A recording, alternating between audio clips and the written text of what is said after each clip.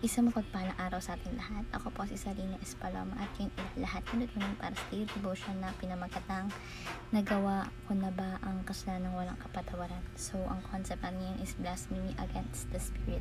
And the scripture natin is Matthew chapter 12 verse 31 to 32 na sinasabi, "And so I tell you, every kind of sin and slander can be forgiven, but blasphemy against the Spirit will not be forgiven. Anyone who speak a word against the Son of Man will be forgiven, but anyone who speak against the Holy Spirit will not be forgiven, either in this age or in the age to come." Tagalog, at sinabi ko sa inyong mapatawad na anumang kasalanan at paglapastangan, ngunit hindi papatawarin ang paglapastangan sa Espiritu Santo.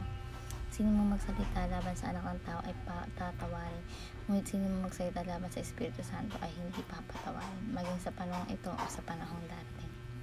So, yung katuruan natin ngayon is number 1, 3 characteristic of the blasphemy against the Spirit. Number 1, it is the sin of equating the Holy Spirit with Satan. So, sinasabi dito na ang pagpapakita ng kawalang galang o pagtanggi sa mga gawa ng Holy Spirit at pagkatulad dito sa mga gawa ni Satan ay isang seryosong kasalanan. So, ang sinabi ng mga Pariseyo na mga himala ni Jesus ay gawa ni Satan, ipinakita nilang kanilang matinding kawalan ng paggalang at pag-unawa sa tunay ng likas na by Holy Spirit. So, it is the sin of equating the Holy Spirit with Satan. Next, it is a continuous rejection of the Spirit. So, sinasabi po dito na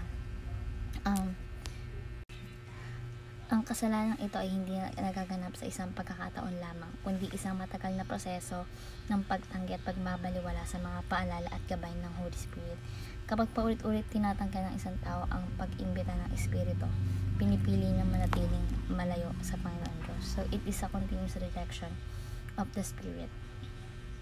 Next is it is committed by a hardened heart.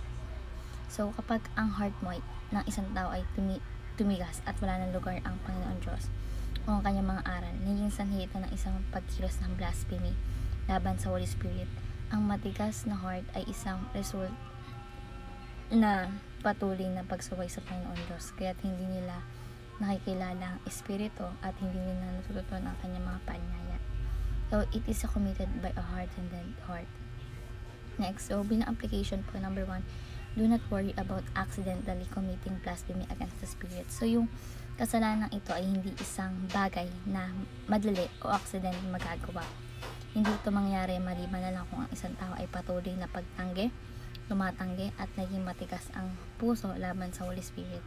Kaya wag mag-aalala kung nagkakamali ka paminsan-minsan o nagdududa sa iyong pananampalataya. Ito ay hindi ibig sabihin ng blasphemy laban sa Holy Spirit. So, kung ang isang tao ay nagkakaroon ng doubt tungkol sa pananampalataya niya, hindi ito nanguhulugang nagkasala siya ng blasphemy laban sa Holy Spirit, kundi isang pagkakataon na dapat magsikap pa para sa kalinawan at pananampalataya. So, do not worry about accidentally committing blasphemy against the Spirit. So, number 2, differentiate the works of the Spirit from the work of Satan. So, sinasabi dito na mahalaga na matutunan natin ang pagkakaiba ng mga ginagawa ng Diyos sa pamagitan ng Holy Spirit at ang mga gawa ni Satan. Ang Holy Spirit ay nagdadala ng liwanag, kapayapaan, kaligtasan, samantalang si Satan, ang mga ginagawa niyan, nagdudulot ng kaguluhan, kasalanan, at pagkawasak natin. So, kung may nararamdaman kang pagkakataon ay pagkakaroon ng kapayapaan, ng liwanag, tunay na pagkabago sa iyong buhay, ito ay tiyak na gawa na ating Holy Spirit. Ngunit kung ito ay naging sanhi ng pagkabalisa, galit, kalituhan, marahil ito ay gawa ng kaaway, which is si Satan.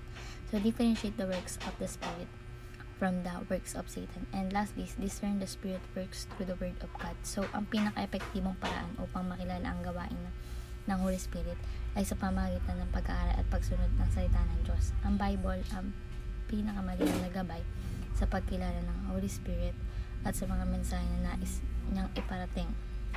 So, kapag binasa mo ang Bible at naramdaman mo may malinaw na mensahe ng pag-ibig or pagpapatawad at pagbabago, ito ay tanda ng Holy Spirit na kumikilos sa iyong buhay. So, discern the Spirit works through the Word of God. So, yun na mga kagawa sa daily devotion na natutunan kayo, may share sa iba at syempre ma-apply sa ating buhay. Thank you po sa makikinig at God bless po sa ating lahat.